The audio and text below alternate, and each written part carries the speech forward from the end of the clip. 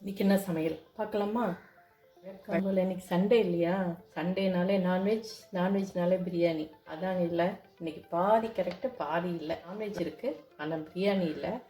அதுக்கு பதிலாக இன்னைக்கு சூப்பரான வாய் வீட்டு கீ ரைஸ் சொல்லுவாங்க இல்லையா, ரைட் ஆனியன் கேஷ்யூ எல்லாம் போட்டு கீ ரைஸு. ஏன்னு கேட்டால் இன்னைக்கு கௌரி வரல, அது நான் 2 பேர் தானே அப்படின்றதுனால நான்வெஜ்ஜுக்கு சரி 1/4 கிலோ மட்டன் மட்டும் எடுத்துகிட்டு வாங்க போதும் அப்படின்னு சொல்லியிருந்தேன்.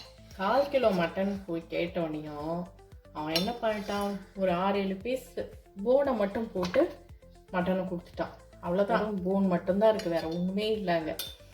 சரி இது என்ன பண்ணுறது, ஒரே குழம்பா வச்சிடலாமே சொல்லிட்டு பார்த்தான். மேபி ஒயிட் ரைஸை விட இது கொஞ்சம் கீ ரைஸ் நல்லா இருக்குமேன்னு சொல்லிட்டு கீ ரைஸும் மட்டன் குழம்பா பண்ணியாச்சு. அவ்வளோதான். இது கூட பார்த்திங்கன்னா கொஞ்சோண்டு மாம்பழம். நேற்று இன்றைக்கி என்ன சமையல் போடலை. அது காரணம் என்னென்னா, படத்துக்கு போயிட்டோம், திருஷ்யம் 3. ஆக்சுவலாக அந்த படம் ரொம்ப நல்லா இருக்குங்க. அவன் அவ்வளோ தூரம் தப்பு பண்ணினதுனால தான் கொலை பண்ணாங்க. கொலை பண்ணணுன்ற எண்ணத்தில் பண்ணலை, தெரியாமல் செத்துட்டான்.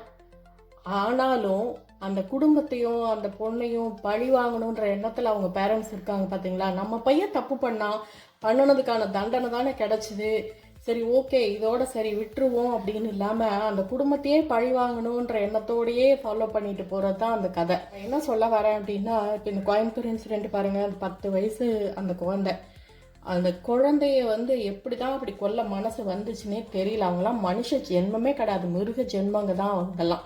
இது இந்த ஆட்சி வந்தா என்ன, அந்த ஆட்சி வந்தா என்ன, இந்த யார் முதல்வராக இருந்தா என்ன, இவங்க யாராக இருந்தா என்ன, சட்டம் ஒழுங்கு இதெல்லாம் அப்பாற்பட்டதுங்க. யார் வந்தாலும் யார் வரலைனாலும் தனி மனுஷ ஒழுக்கம் இல்லைன்ற பட்சத்தில் இந்த குற்றங்கள் நடந்துக்கிட்டு தான் இருக்கும். இந்த தப்புக்கான தண்டனையை தீவிரமாக கொடுக்கணும் அப்படின்னு சொன்னால் என்னங்க பண்ண முடியும்? நம்ம நாட்டில் என்ன மேக்சிமம் போனால் தூக்கு இல்லைன்னா ஜெயில் தண்டனை.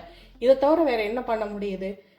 வெளிநாட்டில் இந்த அரப் கண்ட்ரி மாதிரி கையை வெட்டுறது காலை வெட்டுறது அந்த மாதிரி எல்லாமா இருக்குது, அப்படியெல்லாம் கிடையாது இல்லையா. அதனால் அந்த தண்டனைக்கான பயமும் இல்லை. என்ன ஒரு கொடுப்பாங்க, ஒரு ஆயுள் தண்டனை கொடுப்பாங்க, அப்படியே கொஞ்சம் கொஞ்சமாக குறைச்சி ஒரு 7 வருஷத்தில் வந்துடலாம், 6 வருஷத்தில் வந்துடலாம், இவ்வளோதான். இப்படி இந்த பயம் இல்லாத வரைக்கும் மக்கள்கிட்ட தப்பு செய்யக்கூடாதுன்ற அந்த எண்ணமும் வரவும் மாட்டேங்குது. சின்ன சின்ன விஷயங்கள்ல எல்லாமே அப்படித்தான்.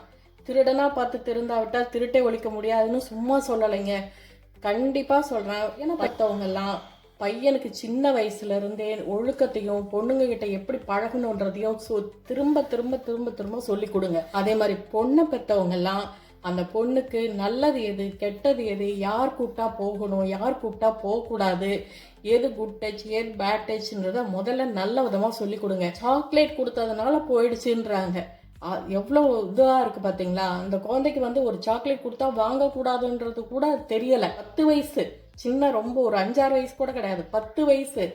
அந்த பொண்ணுக்கே அது தெரியலன்ற போது அது கண்டிப்பாக பேரண்ட்ஸும் அது தப்பு தான் சொல்கிறேன் நான். இந்த மாதிரி வெளியில் போய் 10 வயசு குழந்தை வெளியில் போய் விளையாட போகும்போது அதையும் ஒரு கண் அவங்க பார்த்துருந்துருக்கணும். எவ்வளோ நேரம் பார்க்காம இருந்ததும் அதுவும் தப்பு தான் அது. அதனால் தப்பு அரசாங்கத்துக்கிட்ட இருக்குது, போலீஸ்கிட்ட இருக்குது, இங்கே இருக்குது அங்கே இருக்குதுன்னு சொல்லாமல் எங்கெல்லாம் நம்மளை நாமளே மாற்றிக்கணுமோ அங்கெல்லாம் மாற்றிக்கணுங்க. அவ்வளோதாங்க. எனக்கு மனசு கொதிச்சு போய் இன்னைக்கு சொல்லிட்டேன் எல்லாத்தையும். இந்த வீடியோ பிடிச்சிருந்துச்சுன்னா லைக் பண்ணுங்கள், ஷேர் பண்ணுங்கள், கமெண்ட் பண்ணுங்கள். புதுசாக பார்க்குறீங்கன்னா சப்ஸ்கிரைப் பண்ணிக்கோங்க. தேங்க்ஸ் ஃபார் வாட்சிங். பாய்.